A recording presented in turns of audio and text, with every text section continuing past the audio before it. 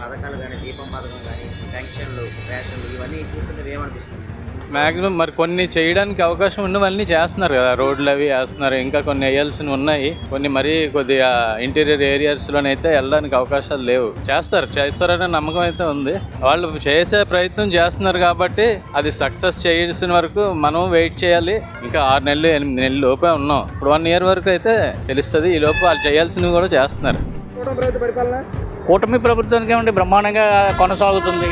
దానివల్ల అయితే ఇబ్బంది లేదు.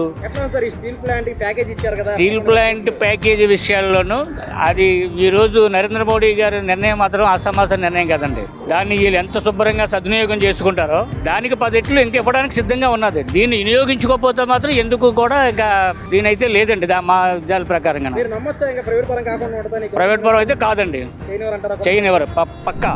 అంటే రోడ్ల విషయం కానీ తర్వాత పెన్షన్లు కానీ రేషన్ కానీ ఇవన్నీ ఎట్లా ఉన్నాయి? గత ప్రభుత్వం కంటే ఇప్పుడు చూసుకుంటే పెన్షన్ విషయంలోనే మనకి ఎప్పుడు 1వ తారీఖు ఇచ్చేవారు. ఇప్పుడు 1వ తారీఖు సెలవు అయితే ముందు రోజే ఇవ్వడం జరుగుతుంది. ఇది బాగానే ఉంది, బాగా డెవలప్ అవుతుంది, చేస్తారని కూడా నమ్మకం నాకు ఉంది. ఎలా ఉంది కూటమి ప్రభుత్వ పరిపాలన? బాగుంది. ఇప్పుడు కొత్త ప్రభుత్వం వచ్చింది కాబట్టి ఇంకా బాగుంటుందని మేము అనుకుంటున్నాము.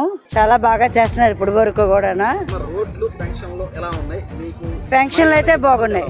మహిళలకి ఇంకా స్టార్ట్ అవుతుంది కాబట్టి దాన్ని బట్టి బాగుంటుందని మేము అనుకుంటున్నాం మహిళలందరం కూడా. కాబట్టి దాని ఇంప్రూవ్మెంట్ ఇంకా బాగా చేయాలని మా ఆశ, కోరిక మాది.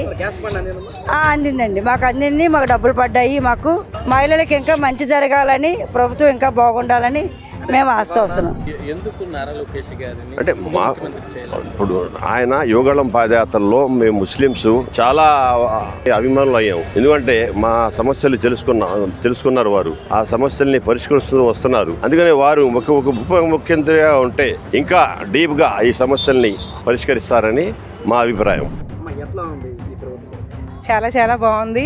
మహిళలకు కూడా ఉపాధి కల్పిస్తున్నారు. తర్వాత ప్రతి మహిళలకి 1500 ఇస్తానని చెప్పారు కదా, అది కూడా మాకు ఇంట్లో ఉన్న వాళ్ళకి కొంచెం ఏదో చేతులు ఖర్చులకు వచ్చినట్టు కూడా ఉంది సార్. ప్రెజెంట్ అయితే ప్రెగ్నెన్సీ 5 months. నాకు ఏ మెడిసిన్ ఖర్చుకు వస్తాయని అనుకుంటున్నాను సార్.